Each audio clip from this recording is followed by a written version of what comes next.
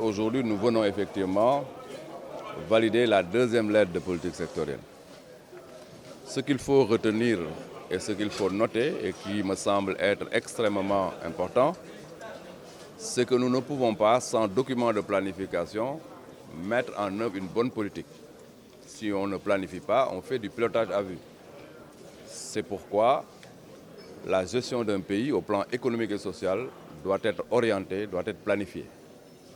Le plan Sénégal émergent est le référentiel de base.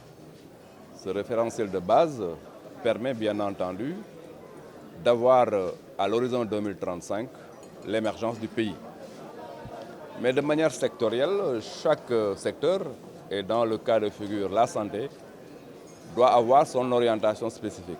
C'est pourquoi une lettre de politique sectorielle vient effectivement de décliner au niveau sectoriel les éléments contenus dans le plan Sénégal émergent en termes d'objectifs. C'est sur la base de cette lettre de politique sectorielle que le plan national de développement de la santé pourra être mis en œuvre de la manière la plus opérationnelle. Vous voyez donc qu'il est extrêmement important d'avoir cet instrument de planification qui permet de mettre de la lumière dans ce que nous faisons au plan opérationnel, sur le terrain.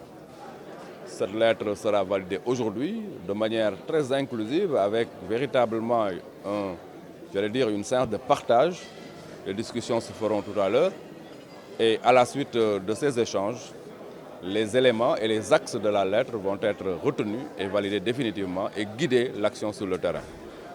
Je disais tantôt qu'on ne planifie pas pour la planification, on ne fait pas effectivement un document pour le document, mais on fait un document pour la mise en œuvre opérationnelle des actions.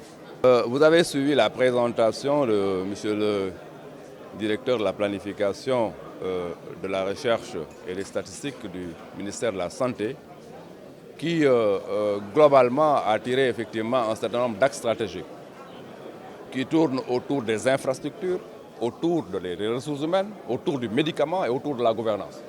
On peut dire fondamentalement que voilà le quartier gagnant en matière de santé et d'action sociale, infrastructure, ressources humaines, médicaments, gouvernance. L'État du Sénégal compte accompagner de manière tout à fait permanente les structures hospitalières. Et les structures hospitalières sur toute la pyramide. La pyramide sanitaire part du poste de santé jusqu'à l'hôpital de niveau 3. Aujourd'hui, nous, notre rôle, c'est de faire en sorte que les services de santé soient accessibles. Pour que ces services de santé soient accessibles, il est évident que les structures de santé doivent être équilibrées.